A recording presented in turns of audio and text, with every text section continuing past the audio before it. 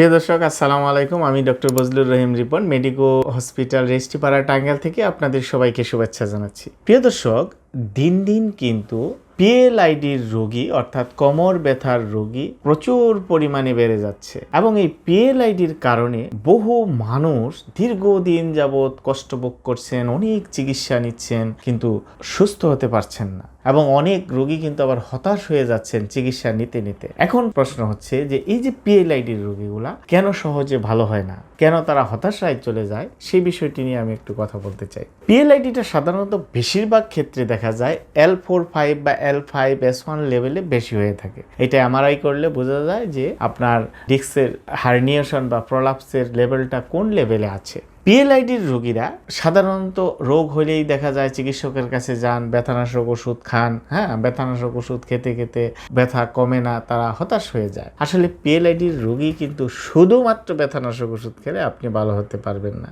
PLID ভালো হতে গেলে আপনার অপারেশন ছাড়াই ভালো হওয়া সম্ভব। প্রায় 80-90 ভাগ অপারেশন বিহীনই ভালো হয়ে যায়। বাট এই ওষুধের সাথে আরও যে চিকিৎসা দরকার সেটি কিন্তু রোগীরা খুব বেশি সচেতন না, বা অনেক চিকিৎসকও তাদেরকে হয়তো বা ওইভাবে বলেন না, বা বললেও তারা বুঝতে পারেন না। যেমন একজন পিএলআইডির রোগীকে অবশ্যই তার লাইফ স্টাইলটাকে চেঞ্জ করতে হবে, জীবনধারার পরিবর্তন করতে হবে, তাকে তার বডির ভঙ্গিমা বা পোশ্চারটা কারেকশন করতে হবে, তার আর্গোনমিক্স কারেকশন করতে হবে, তাকে ভারী জিনিস তোলার ক্ষেত্রে সতর্কতা অবলম্বন করতে হবে, তাকে চলাফেরা, ওঠা বসা সকল ক্ষেত্রে সতর্কতা অবলম্বন করতে হবে। এগুলি কিন্তু পিএলআইডির রোগীরা সাধারণত সঠিকভাবে করতে চায় না, হলে ভালো হতে সময় লাগে বা ভালো হতে চায় না। এর সাথে যেটি করা দরকার সেটি হচ্ছে সঠিক ফিজিওথেরাপি চিকিৎসা। এই জায়গাটিতে ব্যাপক একটা ঘাটতি আছে, কারণ পিএলআইডির রোগীরা অনেক সময় দেখা যায় ব্যথানাশক ওষুধের উপর নির্ভর থাকে, আবার কেউ কেউ ফিজিওথেরাপি করলেও সঠিক জায়গা থেকে সঠিক ফিজিওথেরাপি চিকিৎসাটা পায় না, শুধু মেশিন থেরাপির উপর নির্ভর করে।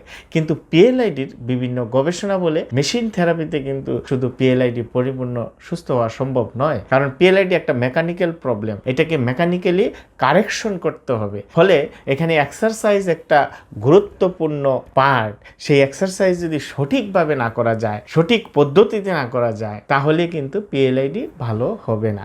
এবং এর সাথে আরও গুরুত্বপূর্ণ বিষয় হচ্ছে যে ডিস্কটাকে সেন্ট্রালাইজ করার জন্য বা আপনার যে ডিসফাংশন থাকে সেটা কারেকশন করার জন্য ম্যানুয়াল থেরাপি খুবই গুরুত্বপূর্ণ ভূমিকা পালন করে। এবং সেই ম্যানুয়াল থেরাপি আপনাকে অবশ্যই একজন ম্যানুয়াল থেরাপি স্পেশালিস্টের কাছ থেকে যদি আপনি নিতে পারেন, তাহলে সঠিক ফিজিওথেরাপি চিকিৎসাটা পাবেন।